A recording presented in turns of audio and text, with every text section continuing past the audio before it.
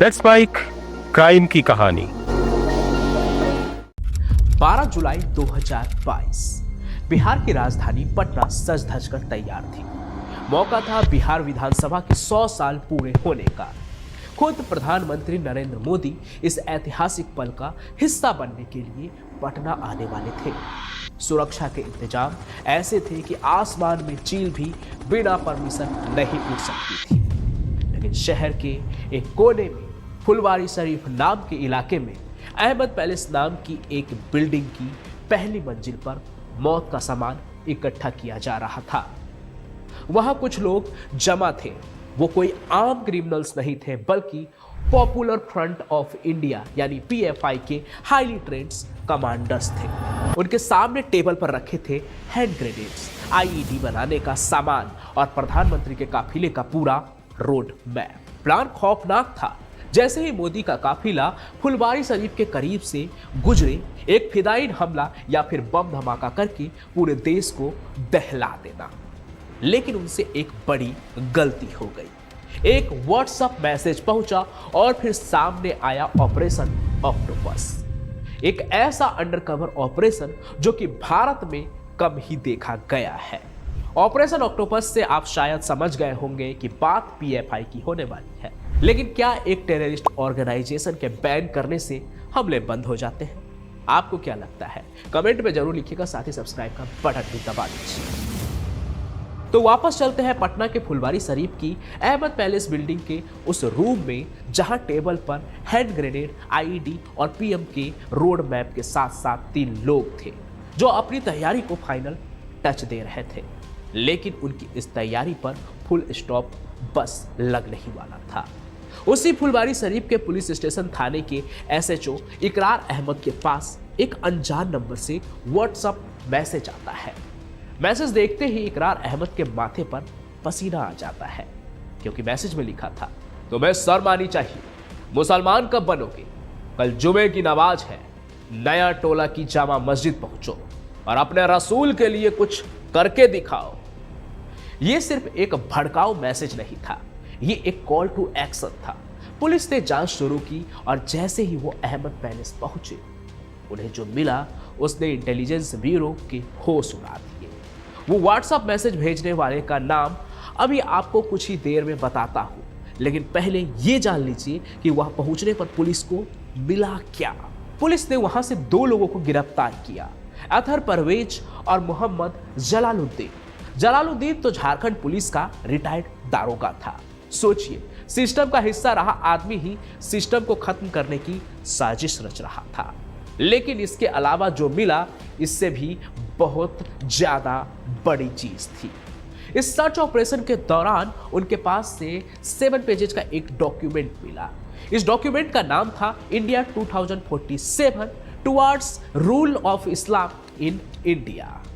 यह कोई रत्ती टुकड़ा नहीं था, यह भारत तोड़ने का ब्लूप्रिंट था। इसमें साफ लिखा था कि कैसे साल 2047 तक, जब भारत अपनी आजादी के 100 साल मना रहा होगा, तब तक इसे एक इस्लामिक राष्ट्र बना दिया जाएगा।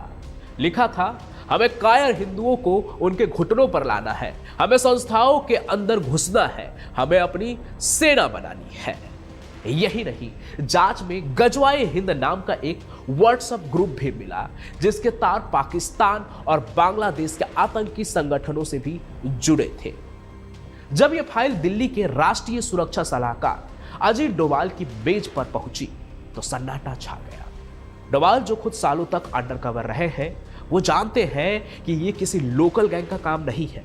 ये एक गहरी, वैचारिक और खतरनाक जड़ है जो पूरे देश में फैल चुकी है।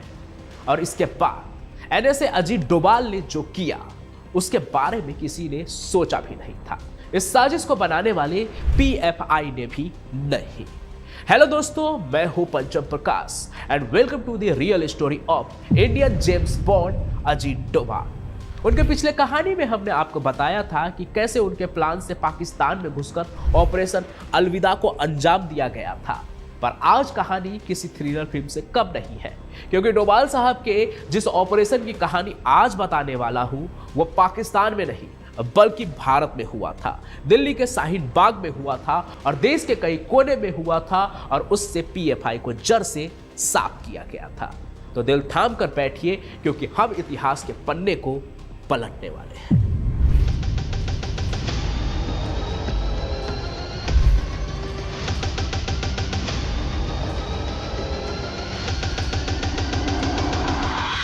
जुलाई 2022 साउथ ब्लॉक दिल्ली।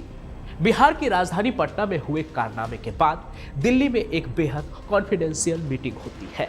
कमरे में सिर्फ 3 लोग थे, प्रधानमंत्री नरेंद्र मोदी, गृह मंत्री अमित शाह और Ajit Doval, the Indian James bond. Doval ने फाइल मेज पर रखी और सीधे प्रधानमंत्री की आंखों में देखकर कहा, सर, कल तक ये लोग दंगे करवा रहे थे, आज आपका अंत चाहते हैं और आगे 2047 का जो सपना उन्होंने देखा है वो हमारे लोकतंत्र की कब्र पर टिका है और ऐसा मैं होने नहीं दूंगा सर। डोवाल साहब ने वही आगे प्रधानमंत्री से कहा, मुझे बस 90 दिन दीजिए सर, मैं 90 दिनों के अंदर इस देश की धरती से पीएफआई का नामो निशान मिटा दूंगा। नो ब्लडशेड, नो ड्रामा, सिर्फ सफाई होगी। प्रधानमंत्री ने बस सिर हिलाया।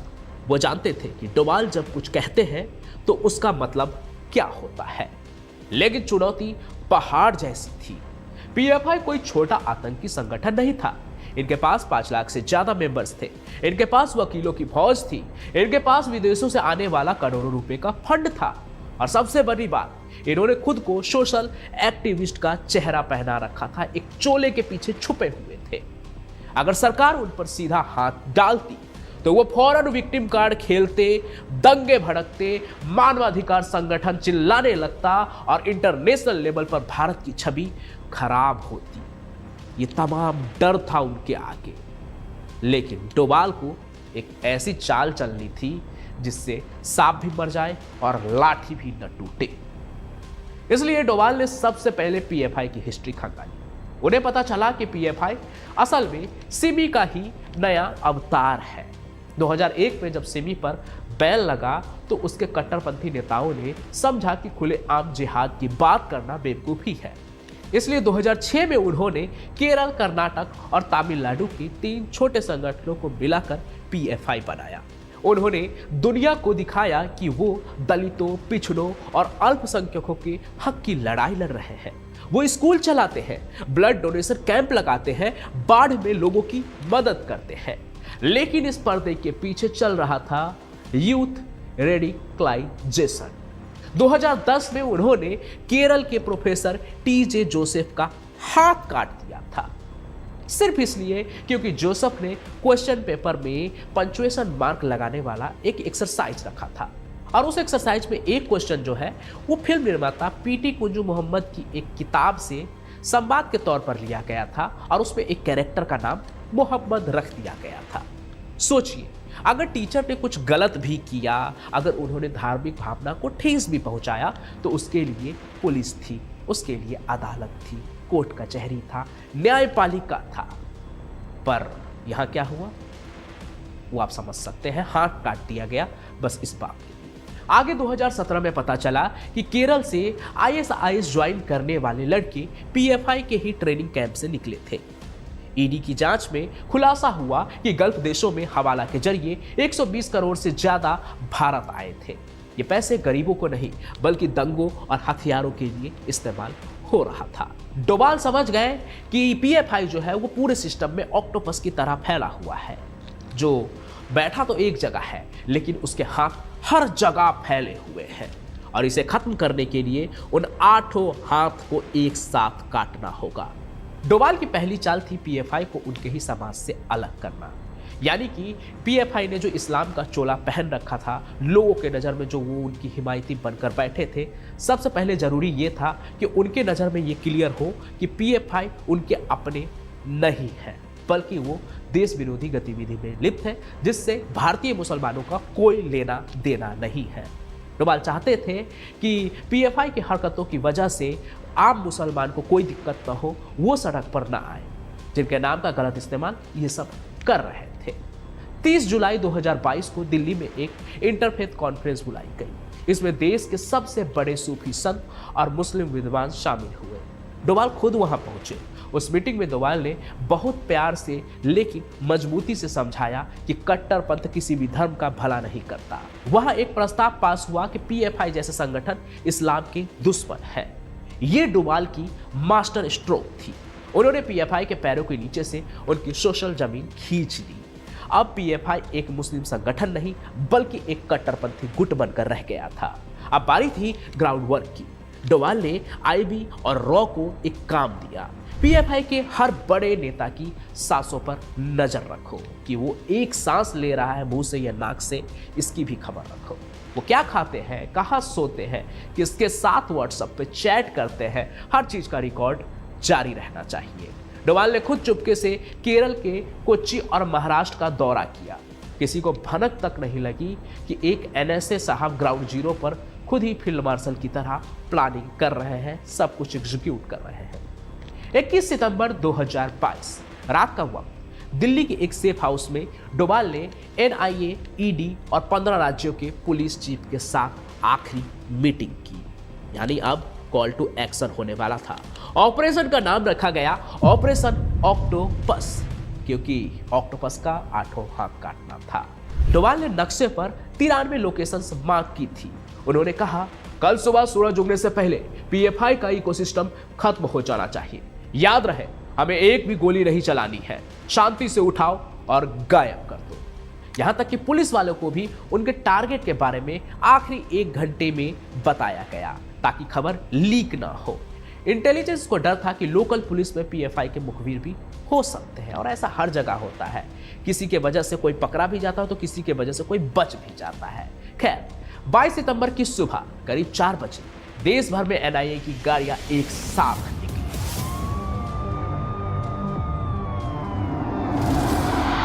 केरल में पीएफआई के चेयरमैन ओएनएस सलाम के घर पर दरवाजा तोड़ा गया।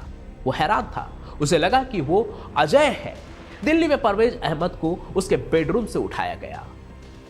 कर्नाटक, तमिलनाडु, यूपी, बिहार, हर जगह एक ही सीन चल रहा था। पीएफआई के नेता जब तक अपनी आंखों से नींद को साफ कर पाते, वो ये समझ पाते कि ये सपना है या फिर डरावनी हकीकत, उससे पहले उनके हाथों में हथकड़ियां लग चुकी थी।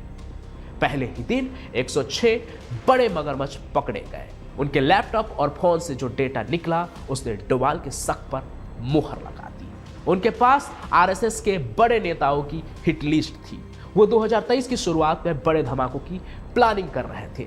पीएफआई को लगा कि ये एक रूटीन रेड है। उनके समर्थक केरल और तमिलनाडु में सड़कों पर उतर आए। बसों में आग लगाई गई, पेट्रोल बम फेंके गए। उन्हें लगा कि वो सरकार को डरा देंगे, लेकिन वो भूल गए कि सामने कौन है। सामने अजीत डोभाल थे। डोभाल ने 5 दिनों का इंतजार किया। पीएफआई को लगा अब तो तूफान थम गया, हमने सबको डरा दिया। लेकिन 27 सितंबर की रात को ऑपरेशन ऑक्टोपस दोबारा से शुरू हुआ, सेकेंड फेज। इस बार निशाना वो लोग थे जो दंगे को भड़का रहे थे, सेकेंड लाइन ऑफ कमांडो, जो कि अपने असली गुरु के निकलने के बाद, पर्दाफाश होने के बाद सामने आए थे। शाहीन बाग से लेकर मालेगांव तक एक बार फिर से दरवाजे टूटे। 170 से ज्यादा और गिरफ्तारियां हुई। अब पीएफआई के पास ना कोई सिर बचा था, ना ही पैर। उनका पूरा नेटवर्क ताश के पत्तों की तरह ढह चुका था। 28 सितंबर 2022 की सुबह गृह मंत्रालय एक छोटा सा नोटिफिकेशन जारी करता है। उसमें लिखा था, पीएफआई और उसके 8 सहयोगी संगठनों को 5 साल के लिए बैन कर दिया गया है। बस एक झटके में उस संगठन का वजूद खत्म हो गया जिसने 2047 तक भारत पर राज करने का ख्वाब देखा था। डोभाल ने अपना 90 दिन का वादा सिर्फ 75 दिन में पूरा कर दिया। दोस्तों, ऑपरेशन ऑक्टोपस सिर्फ एक पुलिस रेड नहीं थी, ये इस देश की एकता को बचाने की एक बहुत बड़ी जंग थी। अजीत डोभाल की वो कूटनीति, प्रधानमंत्री की वो इच्छा शक्ति और उन हजारों गुमनाम पुलिस अफसरों की मेहनत, जिन्होंने अपनी जान हथेली पर रखकर ये काम किया, ये कभी भुलाया नहीं जा सकता है और ना ही हमें भूलना चाहिए। सोचिए, अगर वो इंडिया 2047 का प्लान कामयाब हो जाता, अगर उसका किसी को पता ही नहीं लगता, तो आज हमारा देश कैसा होता। देखिए, हमारा देश एक सेकुलर देश है और वही रहना चाहिए जहां सबकी इक्वल भागीदारी हो। नहीं तो हालात ऐसे हो जाएंगे कि शायद हम और आप इस तरह से खुलकर बात भी नहीं कर पाए। ऑपरेशन ऑक्टोपस हमें बहुत बड़ी सीख देता है। सुरक्षा और आज़ादी के बीच एक बहुत पतली रेखा होती है। जब कोई अपनी आज़ादी का इस्तेमाल दूसरों की सुरक्षा छीनने के लिए करने लगे तो वहां कड़े फैसले लेने पड़ते हैं। अजीत डोभाल ने न सिर्फ प्रधानमंत्री की जान बचाई बल्कि भारत के उस भविष्य को भी बचाया जिसे कुछ लोग जला देना चाहते थे। आज पीएफआई फाइलों में बंद है, उनके दफ्तरों पर ताले लटके हैं, उनके नेता जेल की सलाखों के पीछे हैं। लेकिन ये सतर्कता हमें हमेशा बनाए रखनी होगी, क्योंकि दुश्मन बदल सकता है, उसका चेहरा बदल सकता है, लेकिन उसका इरादा नहीं। जाने से पहले एक सवाल आपके लिए भी, क्या आपको लगता है कि सिर्फ संगठनों पर बैन लगाने से कट्टरपंथ खत्म हो सकता है, या हमें समाज के अंदर जाकर इस नफरत को खत्म करने की जरूरत है? आप जो भी सोचते हैं वो कमेंट में जरूर लिखिएगा। और साथ ही अंत में एक और चीज कहना चाहूंगा, जैसा कि मैंने कहा, ये देश सेकुलर है, यहाँ हर धर्म के लोग रहते हैं, हर जाति के लोग रहते हैं और सभी को मिलजुल कर ही रहना चाहिए इक्वली। धर्म के आधार पर कोई भेदभाव नहीं होना चाहिए और ना ही हमें करना चाहिए। कई लोग आपको भड़काने वाले मिलेंगे, हर तरफ के लोग, हर धर्म के लोग। उसमें कुछ लोग ऐसे होंगे कि आप उबले, आप भड़के, आप सड़क पर उतरे, लेकिन आप हमेशा अपने समझदारी से काम लीजिएगा। धर्म बहुत ही पर्सनल चीज़ है और सबको अपने अपने धर्म को फॉलो करना चाहिए। अगर आप उसमें विश्वास रखते हैं तो वो जरूर करना चाहिए और दूसरे के धर्म की इज्जत भी करनी चाहिए, लेकिन किसी के बहकावे में नहीं आना चाहिए, ये जरूर याद रखिएगा। मैं पंचम प्रकाश अपनी कहानियों के साथ हाजिर होता रहूंगा। तब तक के लिए आप सभी का बहुत बहुत धन्यवाद। जय हिंद, जय भारत।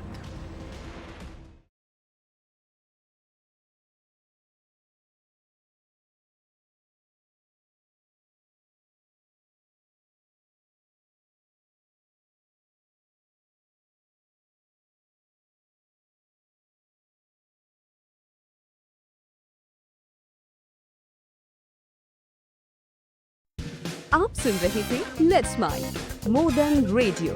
फॉलो कीजिए हमें हमारे सोशल मीडिया प्लेटफॉर्म्स पर।